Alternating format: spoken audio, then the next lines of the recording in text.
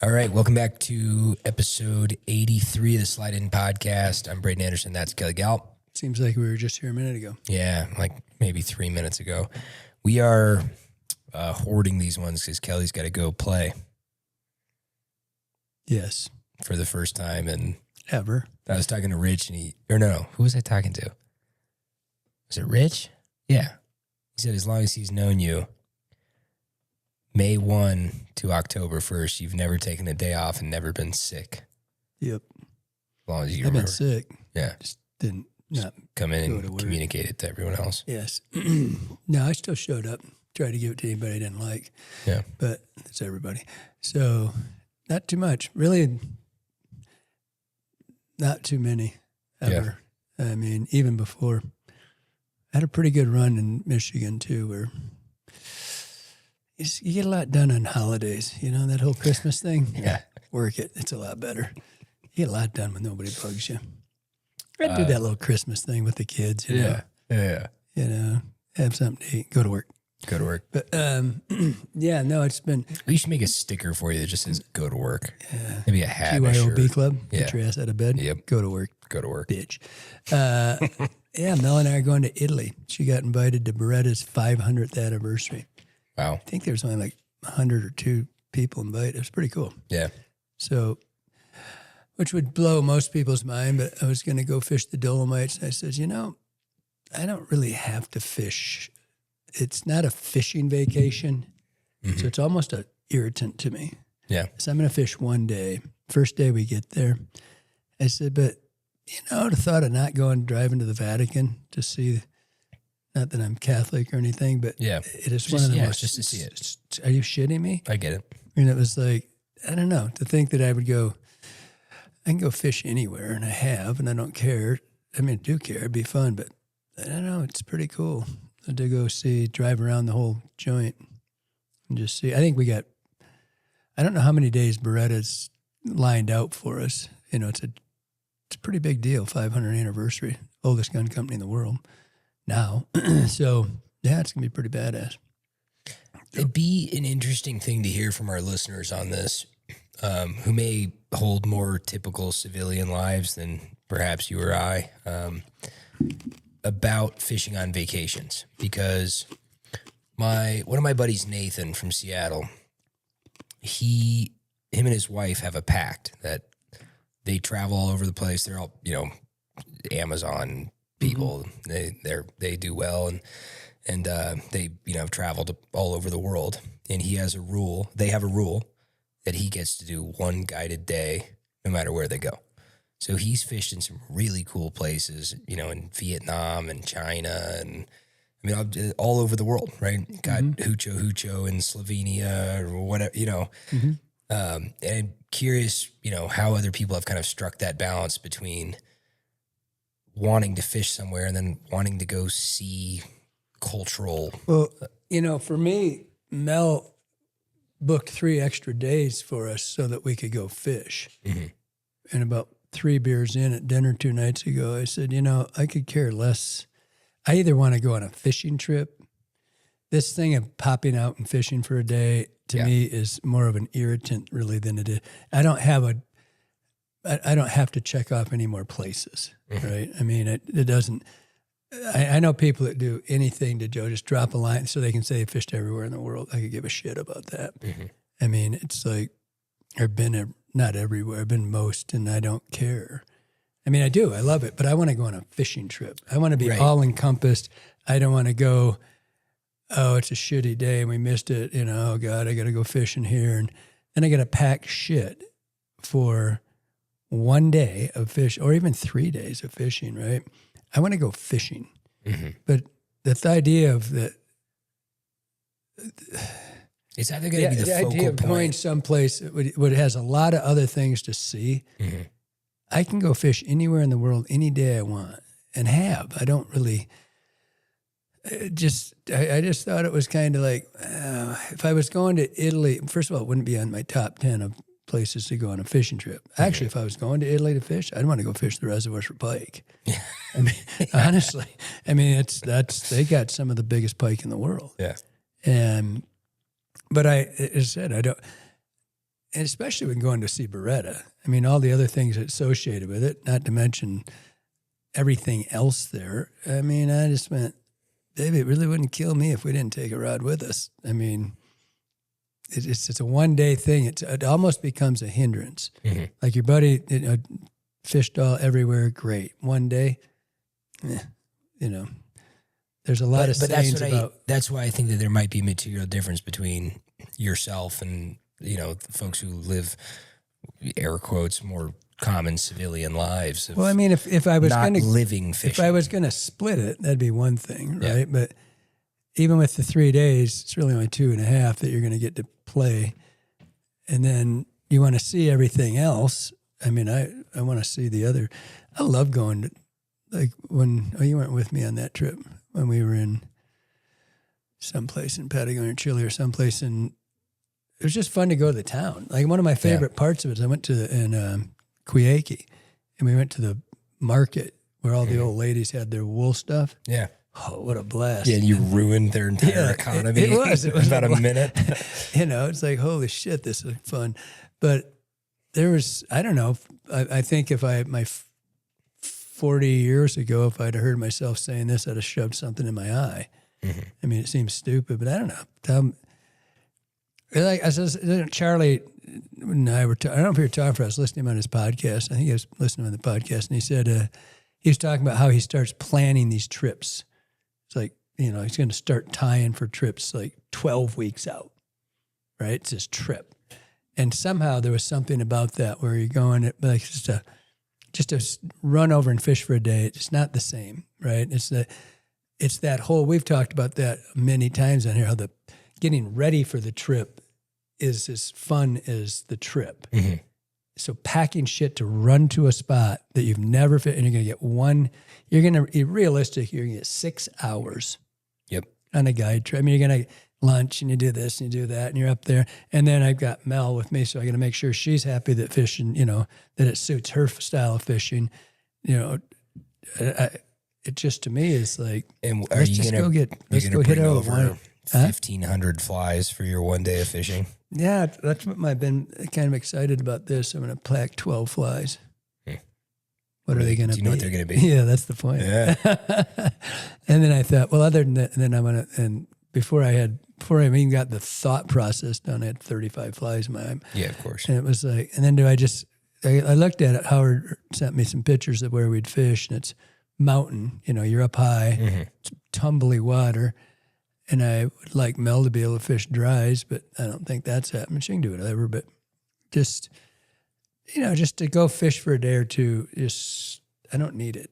I would rather, I'll get there and feel different. As soon as I start packing my shit, I'll feel different. But you're also going for 10 days to do something else, and then all of a sudden you're like, oh shit. And I got my wading boots and this crap. Then I'm in the airport pissed off and I'm dragging it around. Yeah.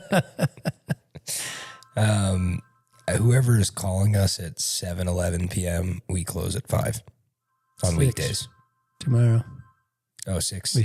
We were supposed to have already started. Got it. Ooh. Whose ass is in the jackpot? I think it's Chuck's fault. Oh, sorry, Chuck. But I might have just passed. I might have just said we should start this week. But yeah. Although nobody's pounded on the door this whole time, so. All right, 5 it is. At least tomorrow if we shoot another podcast. Yeah. But I'm curious. I'm curious how our listeners kind of balance, family vacation with fishing trips. Like I remember going on a golf trip. I used to do a golf trip with all my college buddies and home buddies once a year, and we went down to Kiowa in South Carolina, and I had saved up a bunch of money to go on this trip, and we played the Ocean Course down there, which is an unbelievably expensive golf course. They had a U.S. Open there. It's a championship golf course, top 50 in the world. And I think it cost me $800 with a caddy. And the day before, we're playing one of the other Kiowa courses. It's much more reasonably priced. And I see a guy getting pulled through a ditch looking for redfish. And I'm like, I want to do that. That looks like way more fun. Then I went and played the Ocean Course. I played unbelievably well and shot a very high number. It's just such a brutally difficult golf course. And I got off it going, I will never play this golf course again. I don't care if it's free. We'll get right back to the podcast, but first a message from one of our sponsors. We're proud to announce Trout Routes as a new partner of the Slide In podcast. If you haven't used Trout Routes yet, it's become one of the tools I rely on constantly. My favorite feature is being able to instantly check flows and water temps on any river with a gauge station. When you're planning a trip or deciding where to fish day to day, that information matters a ton. I also use the River Mile feature constantly. Being able to actually measure distances on the water makes float planning and wade trips so much easier. It's one of those apps that genuinely makes you more efficient on the river. If you haven't checked it out yet, go download Trout Routes using the link in the description, which will get you a free pro trial. You can also scan the QR code on screen. Thank you to Trout Routes. Now back to the episode. I'd rather go be on the front of the boat, on the front of the skiff, right? And so it's, whether it's guys' trips or trips with your family, I'm curious how people are able to kind of balance it, because I'm kind of like you in that way, where like, I don't think I could just go do it for a day. Like, I'm down there, and thank God I didn't do a day, because it would have ruined the rest of my golf trip. Yeah. Because guess what? I like fishing more than I like golf. And but I'd love to hear from our listeners on that. If I was splitting it, if it was 4 intensive days, if I was in Ireland or some other place that I wanted to fish more, Iceland, or like I would have a hard time going to Iceland and splitting my week. Mm-hmm. So, my buddy Chet and Gail just got back from, God, I think they were gone for 3 months in New Zealand. Mm. Chet is how I got here. Chet came out here first, right? And he's my fishing partner in Michigan. And I think I can't remember what he told me. I think he fished 3 or 5 days out of they hiked all the mountains. Really? Yeah. Had they been there before? No. I'd have a hard time doing that. Yeah. It was like, I did too. I thought, he goes, yeah, it was great, but he didn't really care. I think you just get to that point, right? Yeah. Where you're kind of like, I had a 40-year window. I never fished less than 200 days. Not even close, more than that. And so, it's not that I don't still love it. It's just that if I'm going to go on what Charlie said, it was what I said on it, it's the prep. It's the getting ready for the trip. First of all, Mel Springs is on me like a month ago. We're going to Italy. And by the way, I'm like, what? On the 4th of July? I have never taken off. You mean our busiest season when there's 7 flies 2 weeks in the world? Oh, great. We're not going to film during And we've got again. a new shop that needs 8,000 patterns put in the bins and how many billions of dollars worth of materials. Oh, cool. Yeah, won't I be just calm as can be? Yeah, you're sleeping on the couch again. Oh, yeah. I was like, shit. And you love traveling, right? Oh, fuck. Like getting an enema. Like an enema? Yeah. Or, I don't know. I don't mind it that bad. It's not that bad a trip either. So I think it's only 11 hours or something like that. But, and I don't know. Everybody's different. Like I said, for me, it's just, I get more jacked up about taking a trip around here that, we're going to go for 3 days. That's like, well, and for this one, I didn't really think about the fishing part so much as she's the one that brought it up. We can fish up north and all this stuff. I'm like, I don't know. If I'm going to go on a vacation, I think I'd almost rather be a tourist, really. Yeah. I was trying to tell Steve, look, if I leave over there, I won't have the issue of, like when we were in Santiago, and it's like they find out you're coming and say, oh, we do a seminar here, we do a seminar there. And it's like, you're not vacationing. No. When we go things, you are not vacationing. We just got off a 9-hour flight into Santiago. Yeah. And I don't know, have we talked about this before? I think we did. We went to some random guy's apartment and both took showers separately. And then get hustled into this fly shop where it's 180 degrees in a solarium. It was easily 100 degrees. You sat down and immediately you had sweat going off your nose. Oh my God. and they're all. I'm supposed to be filming the thing, and it's small. I kept getting people to move out of the way so I could stand next to the air conditioner and try to film. Well, that was in the other room. That was nowhere near me. Oh no, it was a long ways. All your new best friends around you, and which was really fun. It was a very cool experience. And those guys were a blast. Yeah. I mean, they weren't too serious about it. That had been some really serious, fly geeks where, that could have got old. But there was just the right amount of alcohol going too. That was pretty good. Yeah. We showed up and we were immediately like, beers. We need them because I had hit the Buffalo Wild Wings a little hard in Dallas. Yeah. You woke up with a bad back on the plane, meat hangover, and then we had a big delay there. It was like 2 hours. Yeah, we had to kill while we were waiting for the plane. Yeah. What else do you do? Yeah. I don't know. I genuinely don't know what else to do. You slept through well to the rest. Oh, no. I slept great for 2 hours and then woke up with a vicious hangover. My back was out. And I remember being in that fly shop and people are like, I would have said maybe 20% of that crowd spoke English. Maybe. I don't know. Give it a 7. I kept having to wait.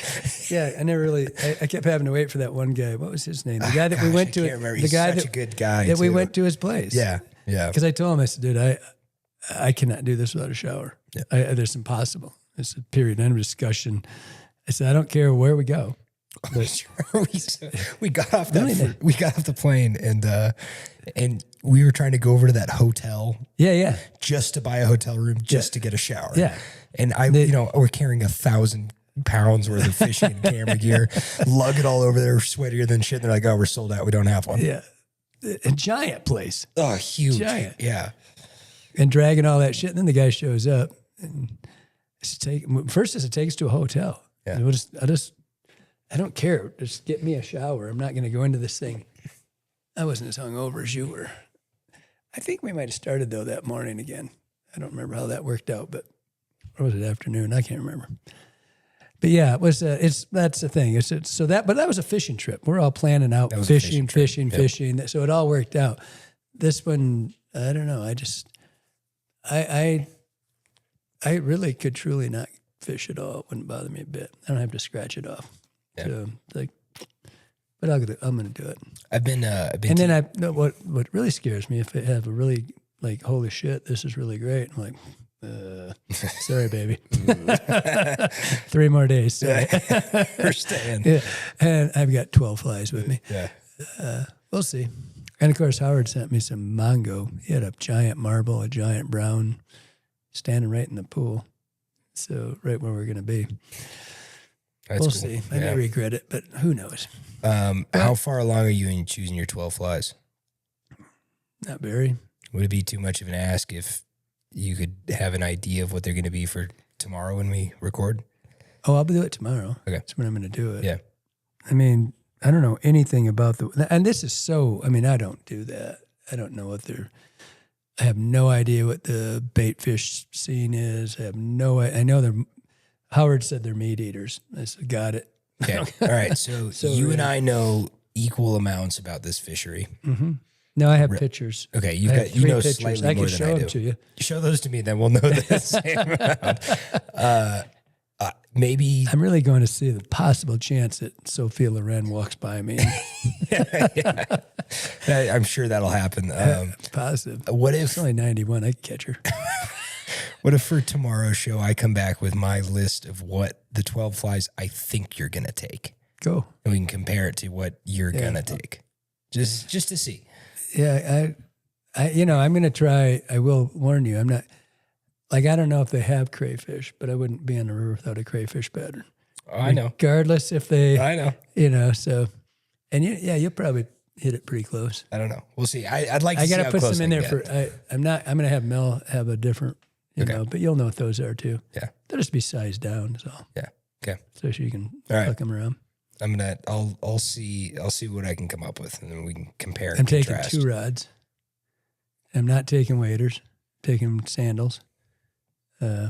Corkers. I have the studded felt, I think he said. No, he said studded vibram. Is that water going to be cold? I'm sure it'll be Sure like looks shrinkage. like it. Yeah, like really cold. Yeah. I mean, it looks like you're up at about 8,000 feet. Yeah, so. like high 40s, low 50s maybe. It says it's in the 70s, and the water, I looked up there, or Mel looked up the weather for this week. It was pretty much like here. Yeah. So But their water is going to be chilly. we're in the same latitude, so it should be. We'll get right back to the podcast, but first, a message from one of our sponsors. Lately, I've been fishing the new Hardy Kelly Gallup streamer reel paired with the Marksman 7-weight. There's something about the balance and refinement of that combo that stands out immediately. It's incredibly lightweight, which really pays off on long days of casting and animating big flies. One feature I especially appreciate while wade fishing is the free spool design. Being able to fan the reel to pick up line when you hook a fish or when you're about to walk further upstream is immensely useful. The Marksman 7-weight has plenty of power for throwing big flies, but still feels incredibly precise in hand. Hardy simply has a way of blending tradition with modern performance, and this setup really reflects that. If you're serious about streamer fishing, the Averon streamer reel and Marksman 7-weight are absolutely worth a look. You know, you can stand. Mel won't even notice it. Yeah. You know, Well, so, she's tougher than you or no I. shit. What else But is new? they, you know, I can withstand that for a while, but in all the pictures I saw Howard, he seemed to be about nut high, and so that ain't good. So we'll see what happens. But I'll have squallow wading pants, and that's it. You ever hear that joke about the guy who kept getting his nuts caught in his zipper? No, I'm not sure I want to. So this is going to go as far off track as your poop thing did last week or 2 weeks ago. Had to stop God wearing. damn, still haven't got over this. Had to stop wearing zip-up boots. There you go. See, it's not terrible. Okay. All right, let's get back to dry fly stuff. We're back. There's two things I wanted to talk about that I had By notes the way, on. on the book, Yeah. the cripples and spinners, as things go, they sell pretty quickly, right? We should check because I don't. It's almost out of print. I mean, it's. So it's probably sold out by now. No, I think I had a case left. Okay. I saw 3 up on the counter there, but we're down to. I know we don't have 100 left, but they can go in a hurry like that. So I don't know. Yeah. I got to look before because if we mention it and it sells out, it doesn't matter one way or the other. Yeah. Who cares? Well, go ahead. check it out if you haven't. Dry fly Do stuff. it quick. Two things I want to talk about. We're talking about teaching hook sets, and I remember Jeremy telling me this right when I showed up.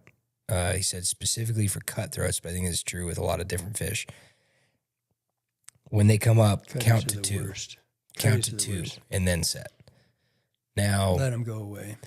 I've heard a number of different ways people have taught the actual motion for a hook set, and I'm curious. I mean, you mentioned like, This is a good one. This is in the book I just mentioned. yeah, The slip strike.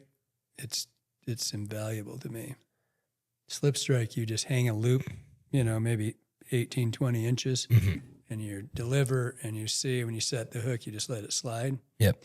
It's that amount of time that you don't go tight on the fly, but you're coming up, and that fish will set up on it and set down. So that Cutties are requires the you- worst, so the slip strike, doesn't that require you to have a set amount of line out? Like, yeah, you've got a loop hanging down. yeah. Right. Well, you're dry fly fishing. You're going to do that anyway. You're not going to be stripping.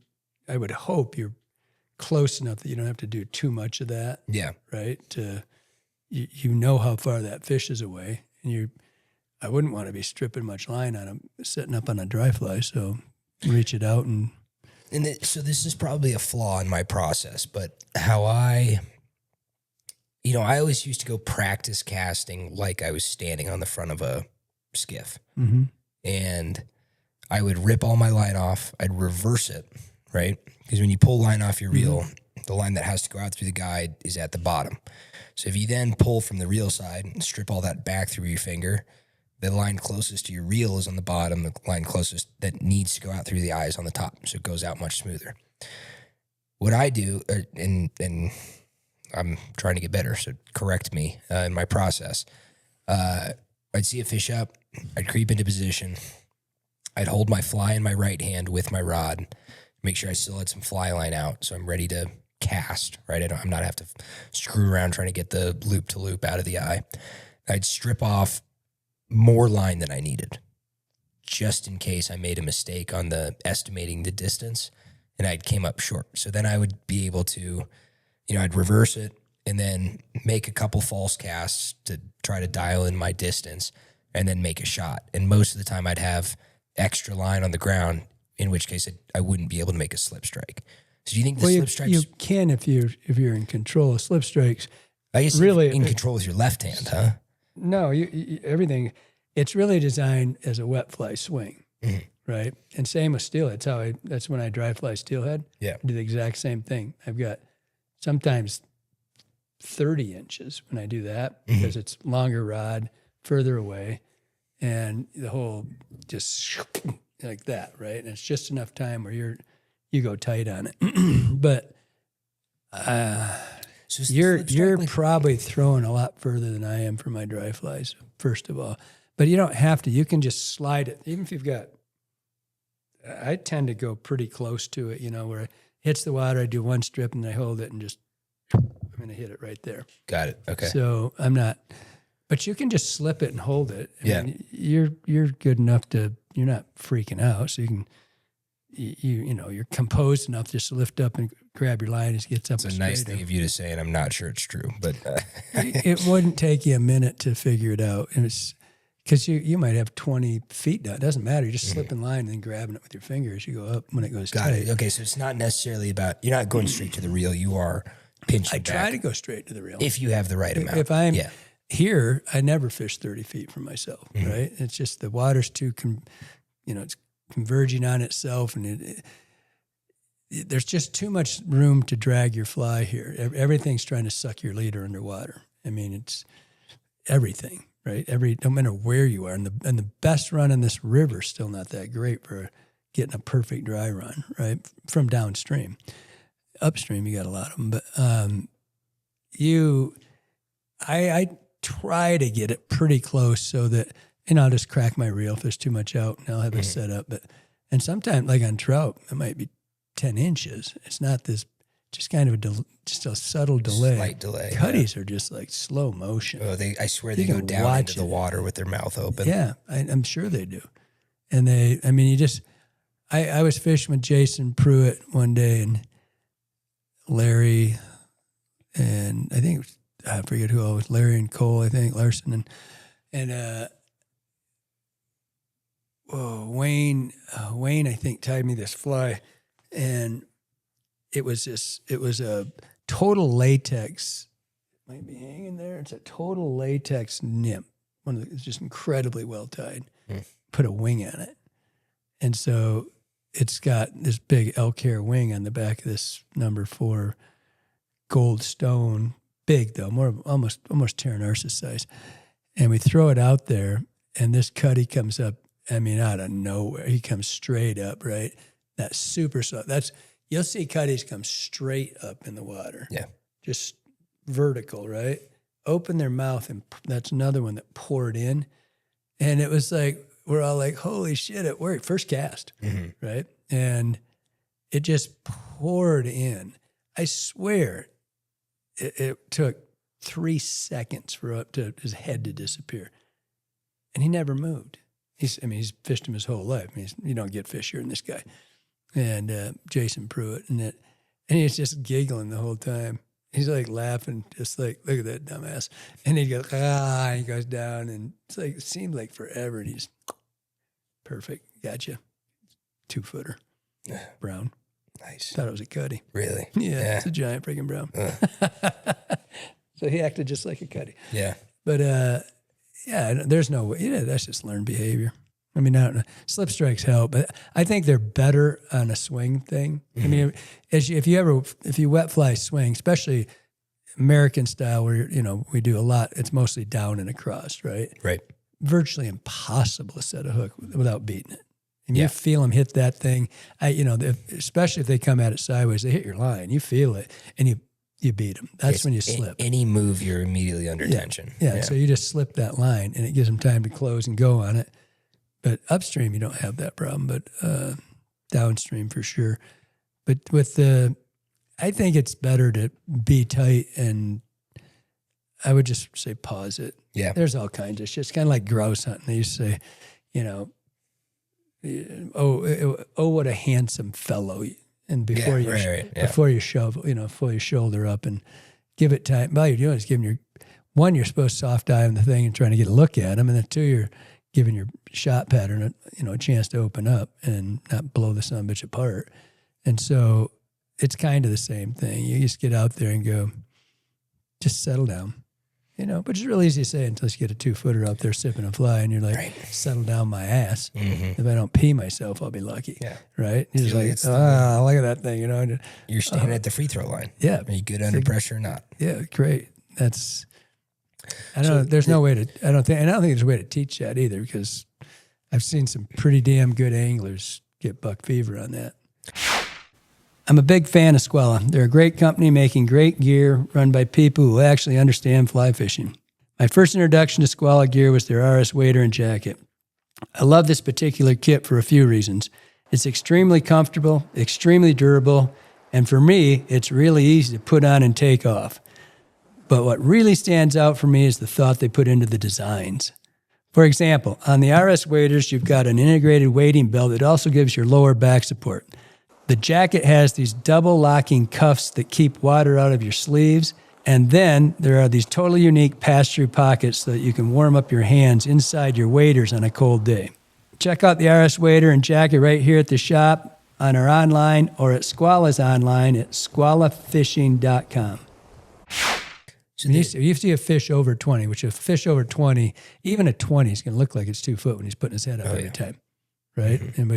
And I'm not saying a fish only 20, like that's a freaking huge fish, right? Huge fish. And when you're looking at that, I don't care who you are, the wheels fall off the wagon pretty quick. And especially if it's just that perfect rhythm thing. Oh my God, that just turns me to a bucket of shit. Oh my God. I was talking to Chris about it the other night. Like, we knew it was great fish that was eating dry flies.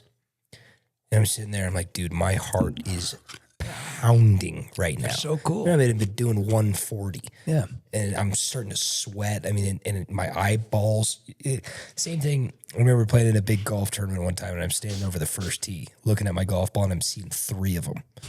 Your heart's like, go, go.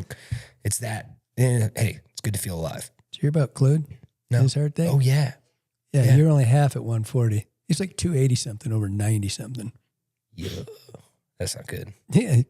He just acts like nothing happened. Of course he does. He's such a stud. We love you, Clude. He's such a stud. Okay, so the 2 methods that I've heard for teaching. Clude stays in our place, by the way. Yes. All summer. Yes, all summer. Yeah. And he's 90? He's closing it. He's close. You wouldn't guess it. Yeah. He's closing it. No, yeah. Clude's the man. I love Clude. Clude, if you listen to the Wretched Mess when Clude's the one that kept talking and didn't think you could hear him. I think this guy's full of shit. Like, I've known Gallup forever. I think he's full of shit. What an asshole he is. He's so funny. Yeah, I think I'm going to get all the details wrong in this, but he was dating a daughter of a very, very wealthy man for a while, and had some giant ranch in Texas, like $1 billion guy. Oh, yeah, I remember that. And he said he used to bring her here before you owned it, back when it was just a motel, or a little hotel, a little inn. And that was never different than this. And I guess he showed up with her, and she's like, okay, so where are we actually staying? And she's like, no. It's like, I've been coming here for years. This is where I stay. I love this place. She's like, oh, okay. And then, he told me that, yeah, she's very wealthy, used to stay in really nice places. I said, well, Clude, how'd you fuck that one up? He goes, she died. This classic Clude. Okay, but dry fly stuff. The 2 ways I have heard hook sets taught, which no one ever taught me to set a hook on a dry fly, right? I just kind of do it. I mean, Jeremy mentioned something to me once, but I think Nathan teaches his clients to answer the phone, right? You're here, you just go right up to here. And The other one I've heard was from a legendary guy named Jeremy up at Land of the Giants. He's been up there forever. Really fishy dude. I was botching hook sets on betas.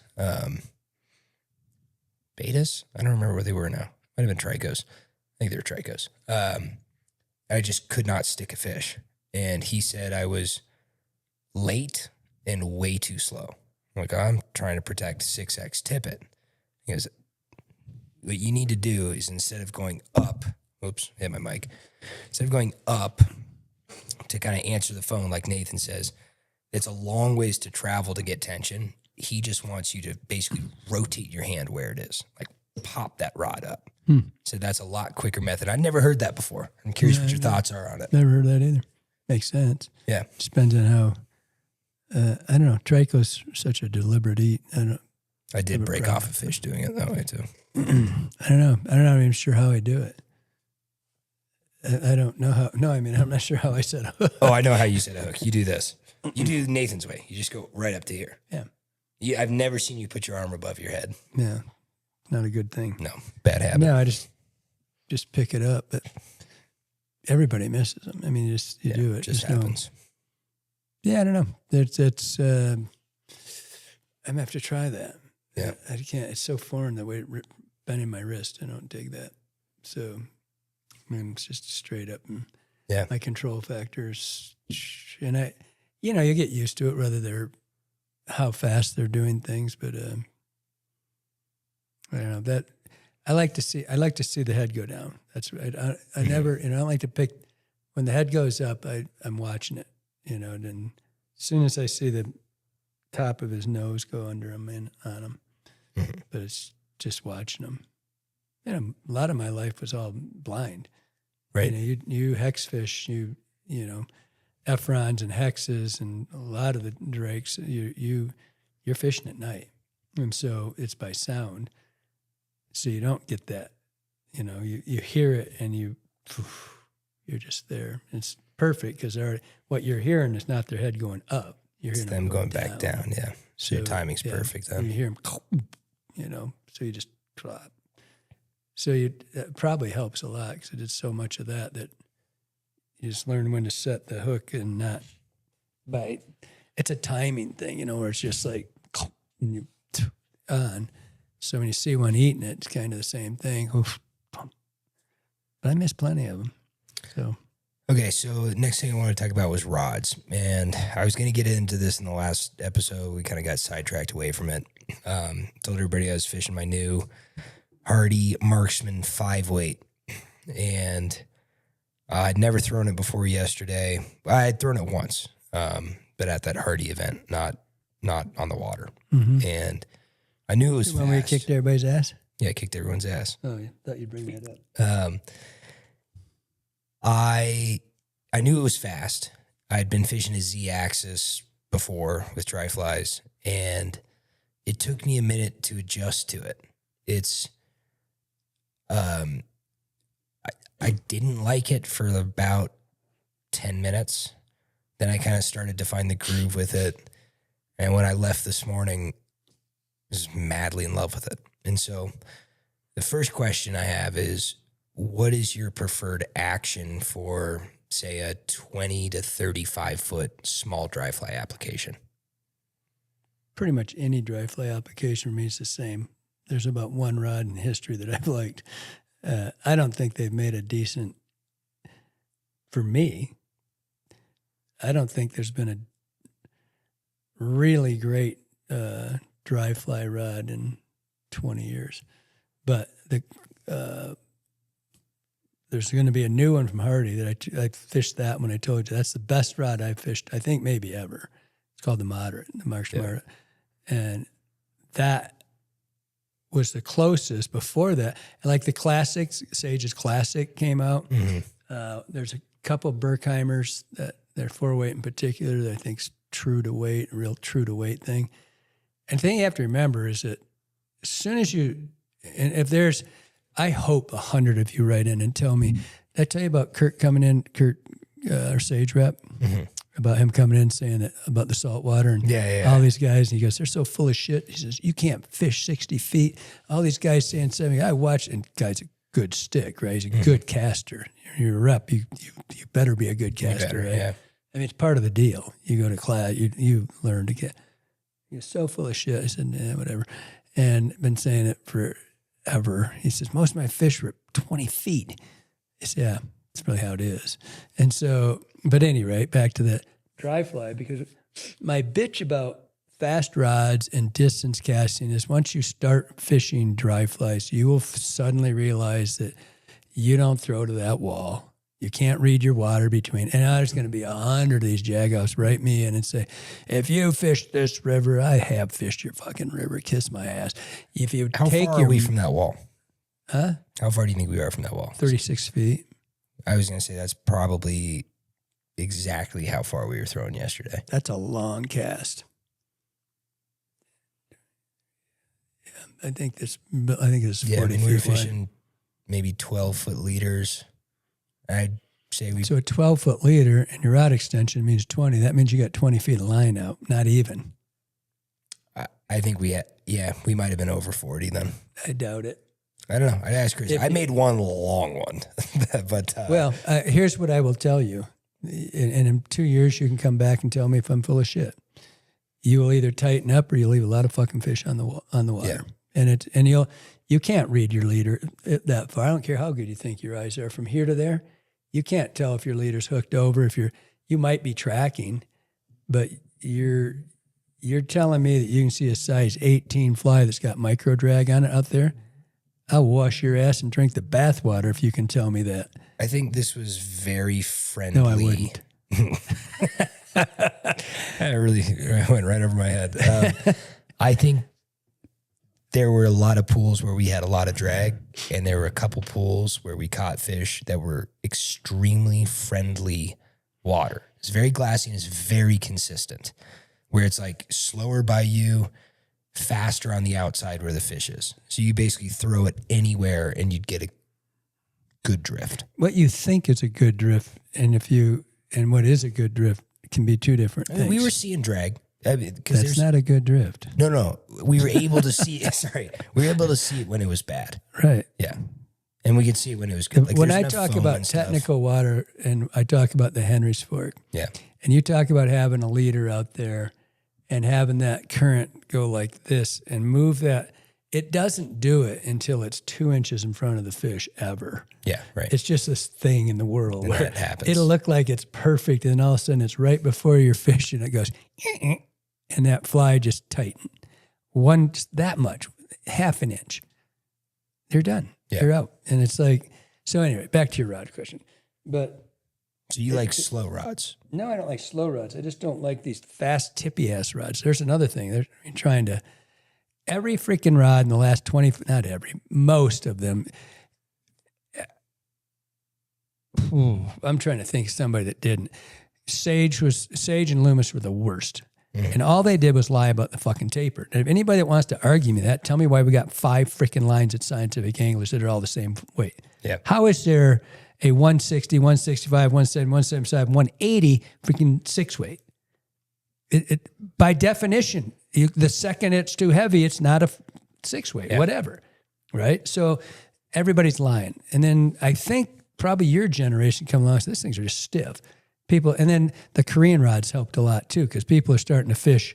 They're not having to spend all the money for the rods, right? And they buy these rods and they go out and they fish them. And they're like, shit, this is a lot better fishing tool. But I think if you go back to the Z-Access in the Sage world, in that era, we still had some pretty good rods. And then we started lying about the weights. And it does, it's all you had to do is if you want a 5 weight, you just had to buy a 3 or a 4 weight, right? And then you had a 5 weight. Yeah. By definition, it's the lines have a weight that loads the rod. Mm-hmm. But the rods are made to cast in the parking lot. Anybody that thinks that's wrong, you weren't in the fucking industry. I don't care. It's just ridiculous. When Kurt told me when I had that first classic and he picked it up and shook it and it was a 6 weight and I shook it and I looked at him, handed it back, didn't do a thing. He goes, yeah, it's better with an 8. Well, then it's a fucking 8. Yeah. It is not a 6, right? So when you go play the dry fly game, and for real, what you won't see is a super fast rod. in somebody like Renee Harrop or Mike Lawson or, whoever that's superstar dry fly people, you will not see that shit. One, it's hard to set a hook and not snap it off, especially start talking tricos and betas and, PMDs and stuff like that. So the rod that I tested with Hardy, and it wasn't, I don't give a shit. If you ask me my opinion, I guarantee you're going to get the fucking opinion. You're not going to get what I want. I don't have to blow sunshine up their ass. And so I picked it up and said, I don't want to do it. I'm just going to fish. I mean, I cast the rod for a while. It was the most pleasant thing. The new classic, R8. That one was pretty close. I said the Berkeys, he didn't change his. His were true to weight on his. But I kind of, my bar is the Z-Axis. Yeah. When that came out, and I really liked the SPs too. Yeah. They were classic true to weight rods. And then we lied about it for almost 30 years now. Mm-hmm. And, 25 minimum that we've been lying about it. And so, and that doesn't mean if you're all pissed off listening right now, pull up your undies. It doesn't mean they're not good rods. And it doesn't mean that you don't do great with them. It doesn't mean just because I like it doesn't mean you do. But if you get into light tippet, true dry fly, true like 16s, 18, 20 stuff world where you have to, you can't set up, your tippet's one thing. There's three things that have to happen. You got tippet, you've got flesh tear, and you got your hook strength, right? And you set up with a rod that you think's a 4 that's truly a 6, and you set up on it, guess what? Something's going to happen a lot quicker. There's the rods. When you talk about grainage on a line, the whole theory of that is that the line mass and velocity is going to flex the rod at such a point, right? And so, and they're if they're worth a shit, they're setting these up at 30 feet. That's where you should be fishing your drive. I can't imagine how many people are going to ride in that. You're so full. I'll go fish with you any day in the world, and you aren't going to throw your 60 to your dry fly. And I told you 100 times about Renee Harrop, I don't think he threw 25 feet. I mean, he stalked and he got and done. Just because you can throw it out there. He'll be a great example. I'm laying out the casting ponds for behind the shop. Oh, yeah? Here's one thing you won't fucking believe. There's trees in it. Guess what? You got an obstacle. And you know where you're going to stand and make your superstar cast? There's a tree 4 feet to your right. Just so you can, it's not in your way. It's kind of like water hazards when you're golfing. Yeah, but I'm kind of sidearm, so it kind of is in my way.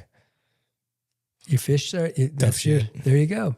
It's in your way. It's 4 feet away. I will throw sidearm sometimes. Yeah, it is. It is in your way. And guess what? Out at the 35-foot mark, there's another tree. Mm-hmm. The hula hoop thing will be right there, and it'll be right beside the tree. You watch how people's wheels fall off their wagon. Oh, yeah. And there ain't a fucking fish setting his head up out there. Yeah, right. And then, I mean, I was so relieved to have Kurt come back and just say, God, these guys are so full of shit. This 75 feet, I never saw anybody could cast 60. He says, guides included. And he's down there, he says, right. Bullshit, no way. I said, I've been there, done it, seen it, watched it. And there'll be 100 guys write me and say, oh, if you're on the front of my boat, okay, I've been on the front of your boat. Who gives a shit? It's all BS. Trout, dry fly, the last thing on your mind should be distance. Absolutely. We're not talking lakes. We're not setting it out, to sit there. And we're talking moving water, reading current, getting adrift, and actually catching the fish. Don't care if you can cast there. Catch the fish, right? So if you take the rod, and again, you can make this really simple on yourself. On virtually every rod made today, if you want a 5, just buy a 4. It will probably be a 5.5 still. Yeah. But as you get lighter, like if you want a 3, you're not going to find a 1, right? So you're going and then God help you. We talked about that before also when they had the beaver tails, when Sage came out with the 0 and the 1 weights. And I had a guy strip all the line off the rod. I looked at him. I said, "You out of your mind? What creek are you fishing?" Exactly. I think the rods were 6.5, 7 feet long, right? Yeah. and they're made for 0 weight. What does that mean? Probably not throwing a hex with it. Okay, we're such idiots. Caleb had this little creek rod. It's pink with blue wraps on it. Super cool. Fiberglass rod. It's got 2 handles. It's like a kid's rod, right? Kind of like the Echo Gecko. I think it's fiberglass. I'm actually not sure on that. First thing we did is take it out of the parking lot and try to dump the line. Of course. And we dumped it and went, that line's only like 65 feet long. Why would you need 90 feet of line on that rod? You don't. Why would you have a 0 weight that you're going to throw 25 feet? You're probably fishing a 3-foot water creek. So let me finish this. Yeah. So if you're going to, you have to, it's no different than setting up for a streamer rod. So really, you know, like all the guys in Colorado wanted a 5-weight streamer rod. When I first did them, when I was with St. Croix, I says, well, there's no such thing. Yeah. First of all, I said, just use anything. It's at 5-weight. What the hell are you talking about? Right. And so it was a galactic failure. They put them out. They sold about 100 of them in Colorado, and that was it. And it was just like, okay, we're done with that. It's the same thing. You're matching your fly, your line to your flies, and your rod's got to carry the fly, right? It's the line's the propulsion mechanism, you know, or the weight to carry it. And so the rod's got to fit up. So now you're talking about a freaking 18 fly. Yep. And you think, I mean, what would it take to flex a rod that's going to throw an 18 fly? Not a lot of line, right? Mm-hmm. It's not that heavy. Regardless of it, and especially if you're going to 9-footers. I like 8.5s. I mean, much better than I do 9s. I've got more 9s, but you have to set it up for the system you're fishing, right? And so if you're talking about, you were throwing 3X on 18, that's impressive. Very Jeremy-ish of you. What's Jeremy's theory? If I can get it through the eye, I'm fishing it. That's what's going through my head. This river. Yeah, well, wrong river you were on. Well, maybe not. But, I don't know. So they ate it. Yeah, they ate it. So that's the key. And they ate it. But now you got to think about the size of an 18 hook. So how much purchase could you possibly get on that hook? When you look at the gap, let's just say if you bury it straight through and it comes out and it's hanging off the edge of the mouth, now you got flesh tear. So how much can you really purchase on an 18? No, you're not pulling hard. So you really need to think about what the fighting aspect of it. I mean, that's kind of the point. You got to fight the fish. Mm-hmm. And when you go one rod weight up, the potential for loss, I bet, is almost exponential because you do not have that give. And I don't care how good you are, you still get caught with your pants. You're still, oh, shit, he turned left. You know, it happens. And when you're on too stiff of a rod, which I think almost every rod out there is, until that one I felt. And if you go back in time, if anybody's got a Z-Axis, to me, that was the last great dry fly rod. And that 4 Berkey, I love that one.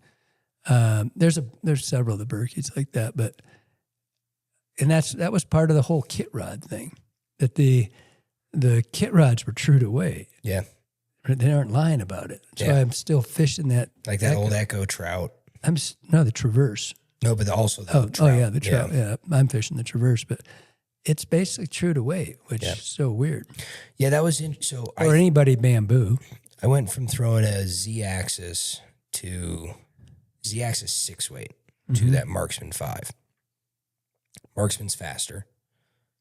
It like significantly faster.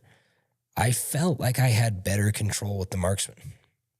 And it may be my casting style. You maybe have better control with I felt like I was much more accurate. It's way lighter in the hand. That thing is way lighter in the hand. It's very light in the hand.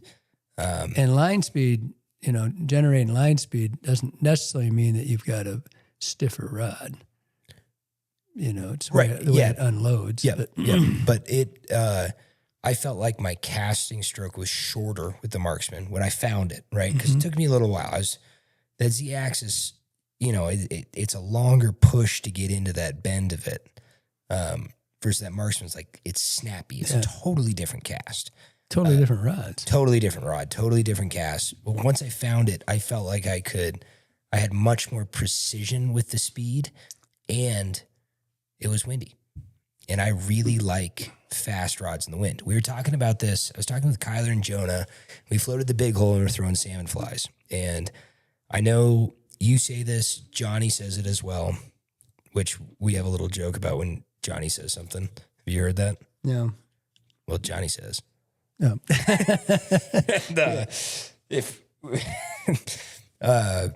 But I know Johnny loves that Z-axis as a salmon fly rod. I think he is on record saying it's the greatest salmon fly rod that's ever been made. That 6? Yep. Mm-hmm. I love it. There were times, I mean, it was blown like a son of a gun on the big hole that day. There were times where I wish I had a significantly faster rod. And, you know, like that, the Hardy Ultralight X, awesome salmon fly rod in the wind. When things are great, things are nice out, I love throwing the Z-axis. I love throwing my Echo Badass glass for salmon flies. And I do think Let's just clear, just kind of salmon flies aren't really dry fly fishing. No. But I mean, it is. Don't write me. No. It's not what I'm. I agree 100%. Yeah. But I'm just trying to you're throwing compare a fly my experience that's not with that far off of a streamer. Yes. Right. Yeah. And it's made super efficient. and it's also behooves you to plop that son of a bitch down. Yes. You are trying to make noise. Mm-hmm. That's not exactly dropping a trico. No, it's not. Not at all. But that's where. Don't write me and tell me that they are. I love to fish the dry fly salmon. Yes. It's funny how people's underwear get all wadded up and hit their little favorite thing. Mm-hmm. Yeah, you strike a nerve. Yeah. But yeah, I do write me. I don't mind that either. I like the slow rod when there's no wind. But the moment there's wind, I find myself wanting a very fast rod. And I felt the same way down in Cuba and Belize when I was throwing my glass stuff. Super fun when there's no wind. The moment there was wind, I wanted basically as fast of a rod as I could find. Okay. So. And that's my opinion. With this massive library of experience that you've got from yesterday. I'm aware of that.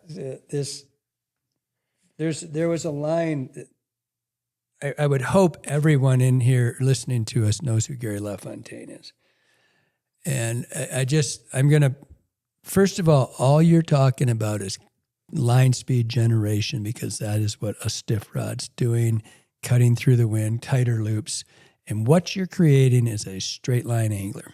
Your leader is going to straight. And Gary LaFontaine. I'm going to push back on this. I'll let you. I'm going to just go back in time.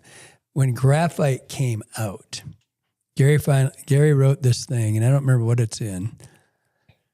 I don't remember if it's an article or if it's in one of it might be in Dry Fly Code. I'm not sure. But he was bitching about how all anglers were becoming straight line casters because they liked how fast that thing would go. They could get it there, but they could not recoil they could not put any curve in their line, right? So the fact that you can throw to a hula hoop there, another thing we're going to have in the target zones, we're going to have a target that you have to have slack in your leader. Mm. So when you hit that thing, you cannot have a straight leader. If you look at how we do the competitions, when you go back from the best of the West, whatever, you would set on this first target, right? You got a 15, 20, 25, 40, or whatever it was. And by the way, almost everybody misses the 40. It might even be 35, I can't remember. But you get 2 casts to set up, and then you go boom, 2, or 1 after the first one, and then you get 2 falls to the last one. 90% of people miss the last one. And obviously not the Ray Justin Howards and those guys that were, or Simon or any of those guys. But that's what they do, right? Mm-hmm. But every fucking one of them's line went right straight, right? Because you don't care about your drift now. Yeah. You are just hitting that hula hoop. Oh, the competition casting's vastly different than But I mean, this is a target system, right? Yeah. Yep. But it has no relevance to you fishing. Right. So if you're a straight line, so that the stiffer rod obviously casts further, faster, better, right? But can you deliver your leader? And that was Gary's whole thing about this. If you went back to HMG, the original graphite, I have one in the shop. You'll think it's a freaking glass rod. Yeah. Like today's standard. Yeah. And to think that it was an exponential growth faster than what we were fishing. Yeah. Holy shit. I remember getting that first rod, I think it was like 70, 71 or something. I had bought a blank. Or my mom did. I didn't buy shit. Spoiled little bitch. But it was, when you start a fishing conversation, and so we go and we set up and we don't blow it on because there's drag, and we catch the fish and we land the fish. There's another caveat. We got to make sure that the whole thing goes to full circle. I guarantee you in 5 years, you are back to a slower rod because you will learn how to cast that slower rod. It's not as easy. Yeah. It's not, but you will until, like you said, you weren't that good with your hook, right? I know how good you cast. If I said that, you're going to go fucking practice for the next 3 months and you're going to come back and you're going to be hooking 3-foot hooks in your leader every time, right? Yep. But you're going to say to yourself, okay, well, can I do that better with this or that? The average cat doesn't do that. The average cat's throwing out there and just hoping it gets within 2 feet of what that rise form is. They aren't casting like you do. They're going to go out and they're going to hope they get it there. And the thing that they miss, 40 years of guiding dry fly people, the thing they miss is that they have no control of their leaders. They don't even really comprehend that it's part of the equation. And so once you get into seeing that, like slack casting, whatever you do to drop your leader, to shockwave your leader, whatever it is to give you that maybe 2 foot of extra drag-free drift, but you also got to have control of that fly. So it has to be intentional, right? And so pile casts are another one where you stop hard and you let everything hit. Not really, it's great from above because you get a little bit more time, but you got to be pretty good at that. Yeah. So the pushback from you, I'm sure, is that you'll have more control in wind, but guess what? We kind of live in Windville. We live in Windville. So if I've got a 5 weight that's really a 7 and I get a 4 weight that's really a 6, I'm pretty good right in there, right? In the wind, right? And I agree with you, particularly the salmon fly. Oh my God. Yeah. You need to be able to drive it. Yeah. And it's not, but that's a plop, not a, yes. I always fish 6 weights for hoppers and salmon flies. I like them plopping. I like to be able to twitch them too, right? But I would just say that you're a new generation and you're a better caster than I am. I mean, you cast. You are a great caster. Thank you. You cast. And so, and you think about your cast. You're dissecting the mechanics of the cast. I'm coming from a fish perspective and teaching perspective, people fishing, guiding.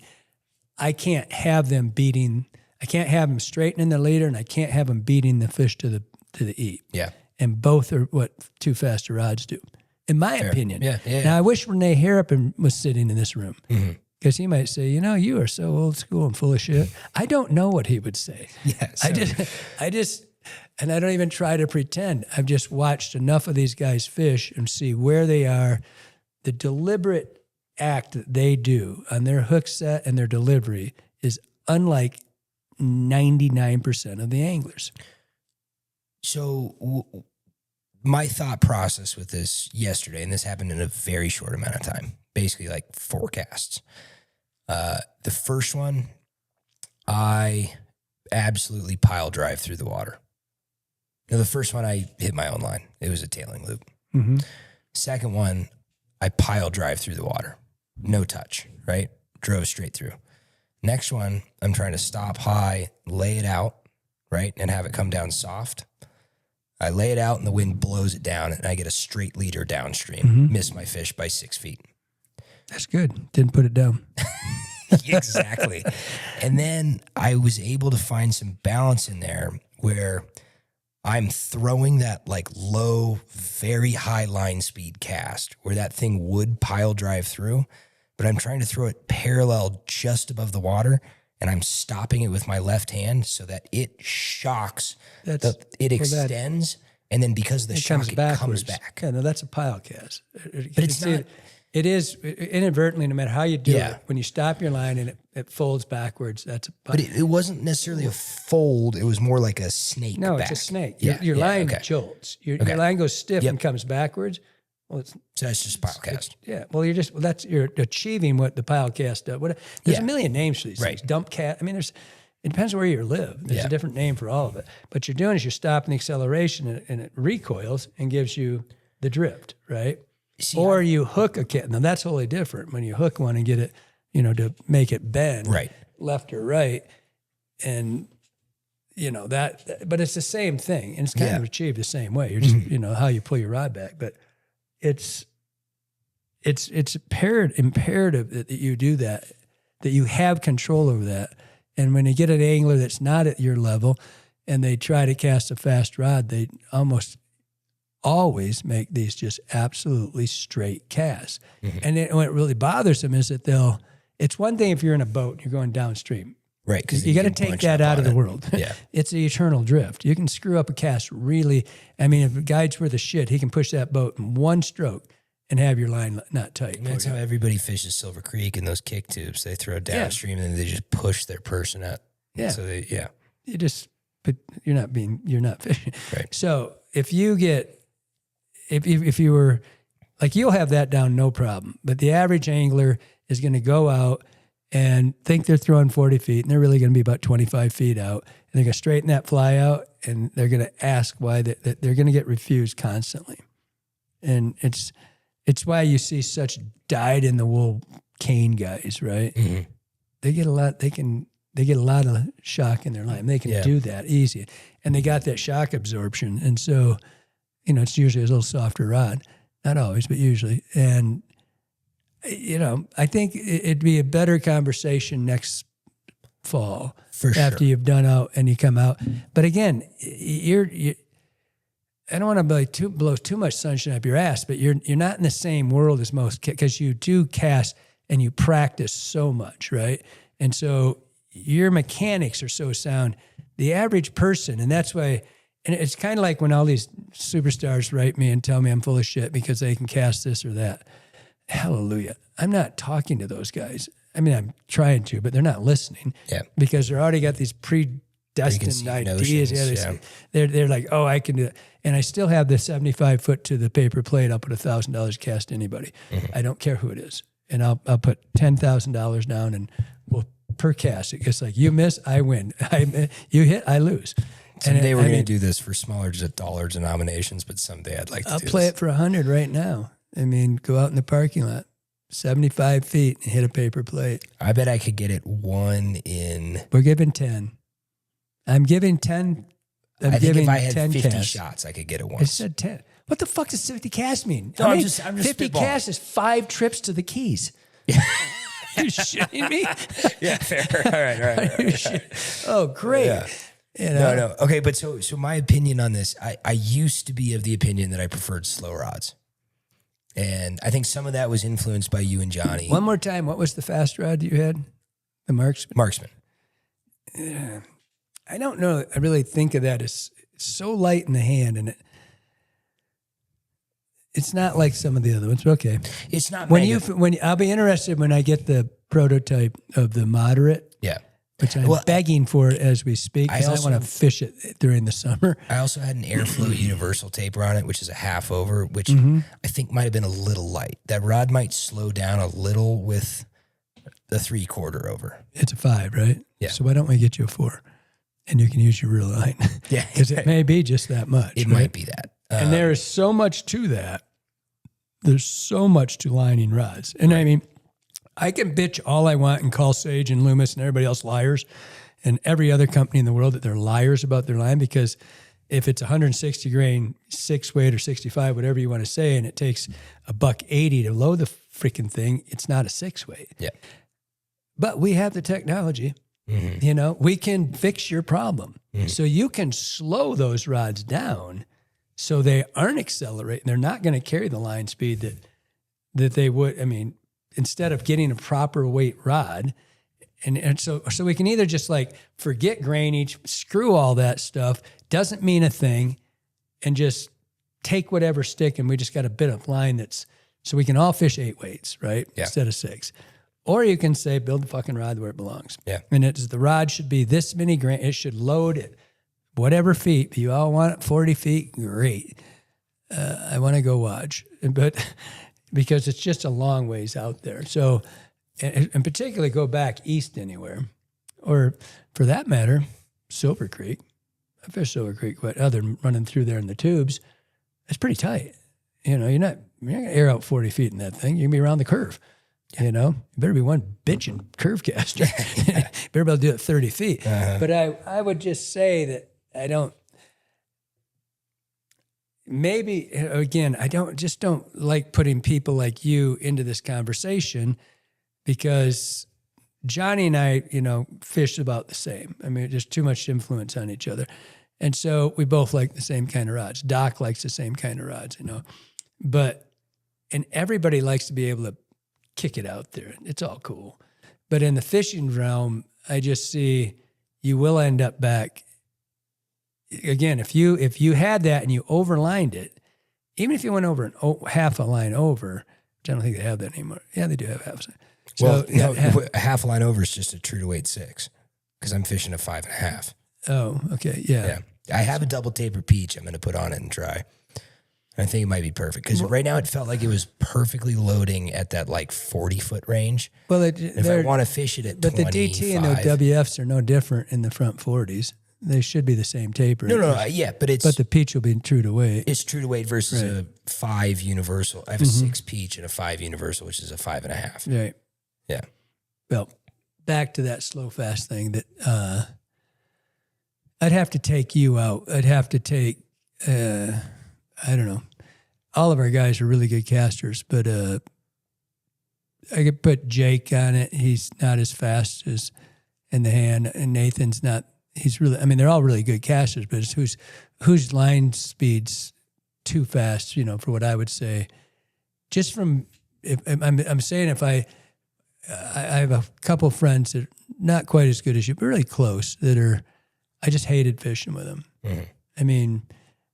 Because they just couldn't stop themselves from hucking it past the point, right? And they said, well, and we never catch anything. If it was skating out, right? Yeah. I was like, well, we're not really skating, but that's cool. He ate it, but you put down every other fish we saw. And so, and there's a lack of reading on the water on that too. So, but I would just say that I think the average angler, I think, is hurt by those fast rods. By the fast stuff. Only because of their line, only because of their leader control.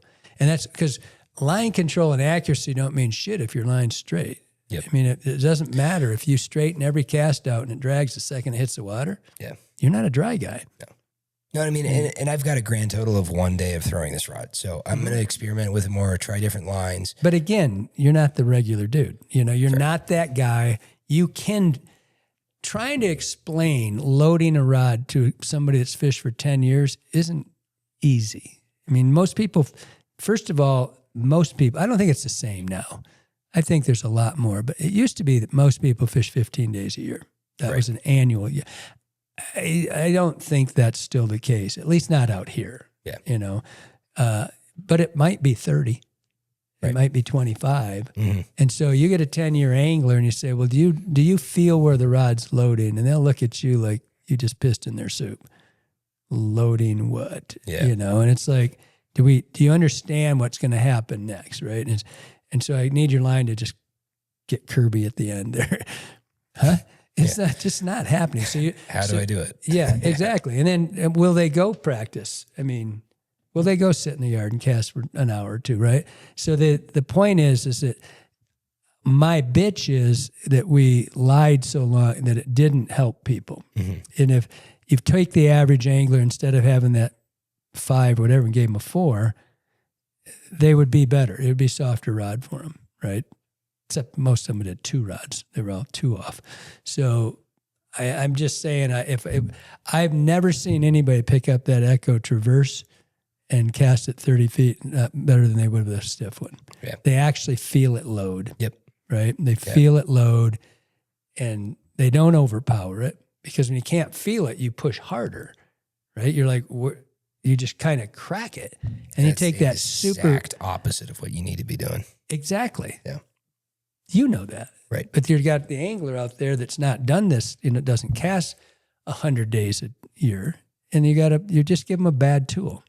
But I think we're going backwards. I really do. I think everybody's coming back to normal. I don't know what the rod is that Jake had me throw, but Jake said, I want you to throw something and I want you to give me your thoughts, and I don't want you to look at the rod. I'm not going to tell you what line's on it, but I want you to know that this is going to be a dry fly rod. I said, okay. What color was it? Well, it was a Scott. Oh, okay. I don't know what it was. Oh, I thought you meant Jake from Hardy. No, sorry, Jake Owie. This has happened today. And so I went out into the yard, and I cast it a few times. You know, I changed my direction because of the wind angle and just tried it in a couple different ways, and brought it back in. And my consensus was great for small dries at no more than 25 feet. And he said, yep, that's exactly what it's for. He said that I will not throw that rod more than 30. It wouldn't go more than 30, but at 25, it was great. It was slow. And I felt like I had good control with it. Good hook sets, good fish fighting. Yep. All those other things besides casting. Right. But like I felt like I had good control over which there. was it? I didn't even look. I just thought it was a Scott, and there were people in here. So Yeah, I like. it might be over there. He wrapped it up, but no. And I understand. I just contradicted myself, but I think that the differing factor with that Hardy I was throwing is I think it's underlined. I will be really interested when I put the pond up Yeah. and when you see what 30 feet really is. Yeah. I mean, really. And then it's just, it is, and the ponds, they're all concrete. Nobody, well, ours, they're not made yet, but there's no obstacles. There's nothing but a target. They're so not fishing, right? Yeah. And it's like standing in an ocean. How far is it across it? I don't know, a long ways. It's a long ways out there. When you stand at the end of a 100-foot pond, that becomes really a long ways, right? But when you stand in the yard and you're just hucking shit, you lose the fact that when we do the 30-foot target, you'll see how many people can actually hit it. Yeah. You watch them, just the wheels fall off the wagon. They'll say, And I mean, how many times we had this, and we're all, every one of us, dump that one. Everything goes. None of it's ever fishing. It's all this big dick contest, who can throw it the farthest. But when you get out there, when we get to the 40 target, I guarantee you, I will do the thing all over again with the $100 bill. Oh, yeah. You watch how many people. I'll get you at 40. Yeah. I'll take your money at 40, not at 75. You I'll don't get take to your do money it at 40. repetitive. You got to start moving around and changing your angles. Okay, but so here's I'm agreeing with you here. When I focus so much on accuracy, right? I spent a year and a half trying to learn distance. Not that I'm great at it, but I can throw it. And I've spent the last year working on accuracy. And we did that competition up in West Yellowstone. I was leading just because of accuracy for a long time. I got blown out in distance and didn't do very well in it. But that reel I won at the Hardy event, that was an accuracy contest, pure and simple. Sure. Right? It's 25, 35, and 45. You got to hit one to move on to the next. How many casts? You get a minute to hit the targets as many times. That was another thing I didn't like about the thing. It was and a the weird distance competition. thing, where they give you a minute to do your longest cast. Yeah. And I always said, yeah, but in the front of my boat, I only get one. Yeah. I think and if you tail a loop, that's when my bitches. If you do it, because we're always on concrete, right, on water. But if you tail a fucking loop, You should be out. well, at very least, you should have however long it takes you to come. If you're in a fishing situation, you got to bring it back and undo it all, right, and then start over. Your line's at your feet, Yep. right? So there you go. So you got 1 minute to do this, but in reality, you only get one cast. Yes. You get one shot. And so what I was getting at was accuracy stuff, right? Like I've worked on it really hard. I got, I'd say, I've got a ton of room to improve, but like I feel pretty good with my accuracy. When I go down to Cuba. Take on that guy that you guided with? Well, no, I put it in on the spot, but I'm fucking pile driving it in and spooking every fish around. There you go. It's not a fishing thing. Like he goes, you ever think about stopping your rod high and setting the fly down soft? It's like, not really. Nope, not here. Maybe for I'll that. try that now. Not here. Want to see how big it is? I can put it on their head. Yeah. But I'll scare the fuck out of them. So it goes to show there's so much more than just casting, right? And when we do the new course, when we throw in fishing obstacle, right? Or how about that? We just put a curve in it, even though you're going to throw straight. But just like on the river, there's a curve there. Wait till we put the obstacles up and you just turn it a little bit. And it's just like, oh, wait a minute. Now 30 feet looks like 60 feet because it's not all you have to do is like serpentine the thing, make people's eyes go crazy. Yeah. And they miss the freaking pond. Right. Right? It's like, whoa, wait a minute. I don't usually, and listen, we should record it. Yeah. Because we could make a reel every time. It's like shooting skeet or whatever, I don't, it's like, it's just endless. It's other than, you just missed, dude. You just flat missed. There doesn't matter if you didn't last time when nobody's watching, but when we get out there, back to this fishing rod part, give them tools that make the real life fishing, what real life fishing is 30 feet. Mm-hmm. It isn't 45 feet. No matter what you write into me, I'm going to take you out. If you come here, I will go fish with you, and you can show me that 45 in real water. And by the way, there's willows and it's windy. Yeah. And you only get one shot to not fuck it up and make the fish go down. Right. So that's real world, right? Yep. And again, you are so good and you're still missing things. You're still figuring it out. And I don't know anybody that practices more than you do. I'm sure they're out there. I know Bruce used to endlessly, Richards. But when you go fish, many of those people in the world.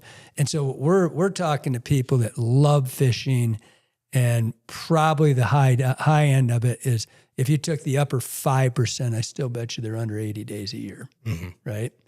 And so, and the glut of it is going to be less than 25. I need tools for them. Yeah, no, 100%. I need tools for the person that hasn't figured, and if you haven't garnered this yet by every one of these things, I'm not talking to the superstars. I'm not trying to say, there's things that, Bruce and Howard and, and if you ever, remember what Howard said about when he won the casting world thing? Why? He won in accuracy. On moving targets. Yes, nobody else could hit him. Exactly. What's that tell you? If it's a moving, I'm trying to figure out how I can put a moving target in the pond. If I built a really big pond, I could, but first one I'm going to do different. But I wanted to do this. I wanted to do a fly fishing. I tried to get back in Michigan. I had a buddy that had this giant warehouse. Wasn't doing anything with it, just sitting there. It always empty. I said, I'm going to put a sporting clays fly thing in it. I'm going to have waterfalls. I said, I'll get the pumps. I'll make it all up. We'll build it up in there, and it'll just be a course that we walk through. Yeah. Where you have to, where you turn the corners. And we had one of those back there. And that'd be super cool. Yeah. And it's just like, there's obstacles, It's like when we have that, when you have the hula hoop that it's 3 feet up and you have to put your loop through it. Mm-hmm. Watching people try and do that, it's like frightening. Oh, yeah. But it's... Now that's actually a real fishing scenario. Yeah. Gotta tuck one under a bush. Yeah. Yep. There it is. Tuck it in there. So that's why there's trees in it. That one, I was going to cut that tree down, though. So I'm like, well, that's stupid. Because it was in the way where you guys were. Remember, what's his name threw that fucking thing? It threw it in the tree. It was 6 feet from the pond. Yeah. Remember when we had that thing? Mm-hmm. He hucked it over in the tree. He's a world champion. What was that? And of course, what happens? Oh, I never do that. Well, you can't say that again. Yeah. It's like, what was that one? Right? Of course, there was alcohol, but a lot. A little. A lot.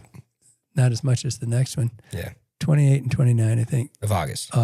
Okay. Friday, Saturday. Don't miss it. It's going to be huge. Sweet. It'll be fun. Cool. And I already got a bunch of people coming. Superstar guests. The last thing I want to say about casting stuff is another thought I had last night. This is the first time I've ever paid attention to my body positioning while throwing flies. It's normally just like I'm standing in the boat and this is what I got, or I'm walking and I kind of always walk when I fish, or I get up and I just stand there and cast. I started to pay attention to my shoulder angle and how that affected my ability to either hook or fade a cast, and what it did to my leader, and it made a drastic difference. So I don't have a fully fleshed out thought yet, but it's something I'm going to focus a lot on, and just, if you go out and fish, be cognizant of it. Something else to think about. Again, 25 days or less, most people. Yeah. But hey, maybe somebody is also autistic and likes to think about casting like I do. Exactly. And it's like, Mel and I went and did a class on shoot, because she wants to be a fitter. And the guy was just so much on his, making sure you're on your front leg. Make sure you're on your front. Make sure you're leaning into the shot. And over and over. And it's just a little things. I mean, everything comes down to it. When you, especially that distance stuff, where you generate.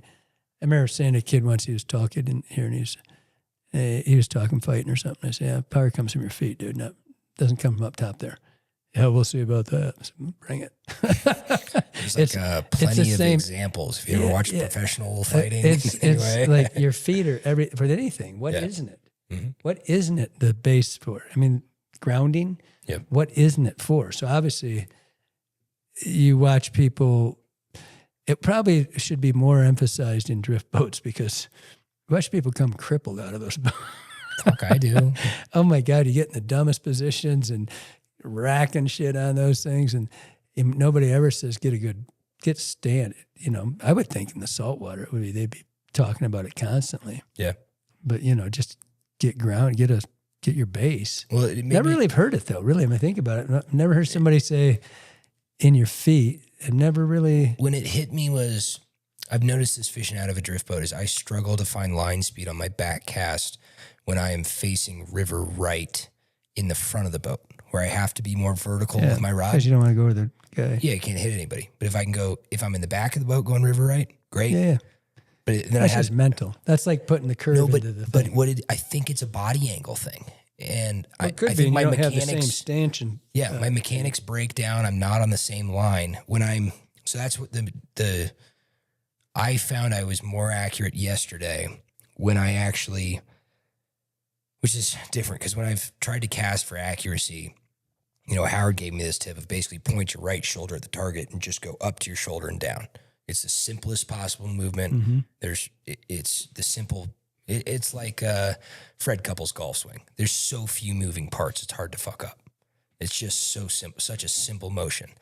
But I found outside of that, like in an actual fishing situation, I actually like to hook my left shoulder closer to the target and cast more in line with my shoulders.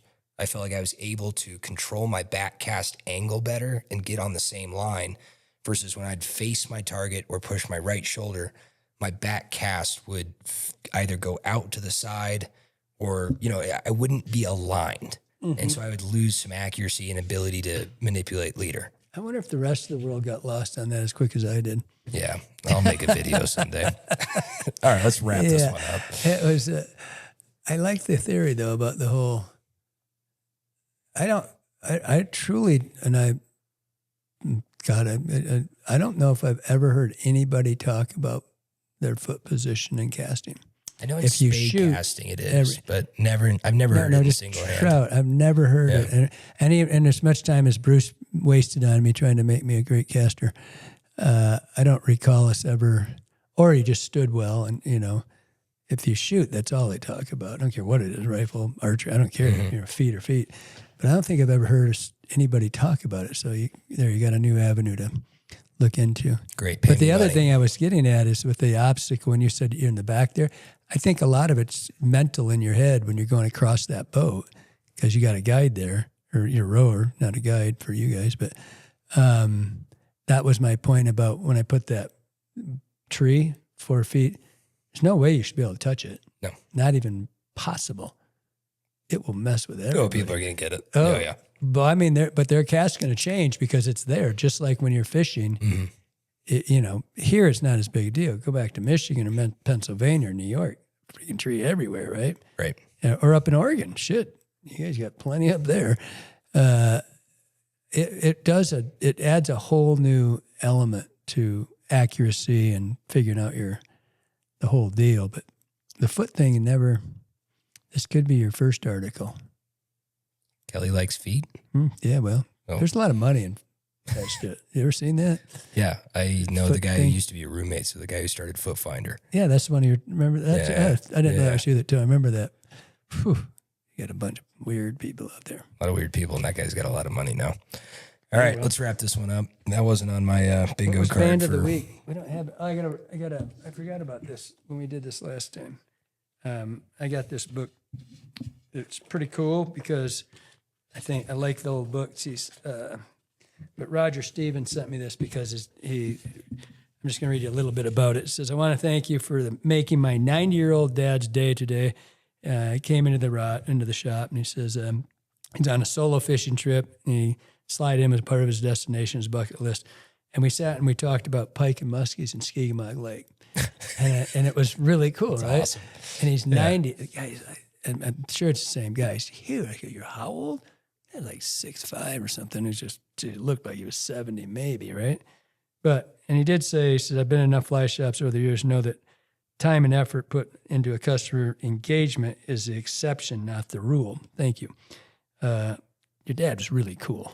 I had a blast. But he sent me Living River, which I love this. We were talking about, this is a Charlie Brooks. Nobody can see this, but it's a Charlie Brooks book, not a Joe Brooks. And that was one of the, somebody before told me to get that book. And it's a really cool book. Everything those guys did was cool. But thank you very much. And your dad was not hard to talk to. I could have talked to him all day. We did talk quite a while. Sure you did.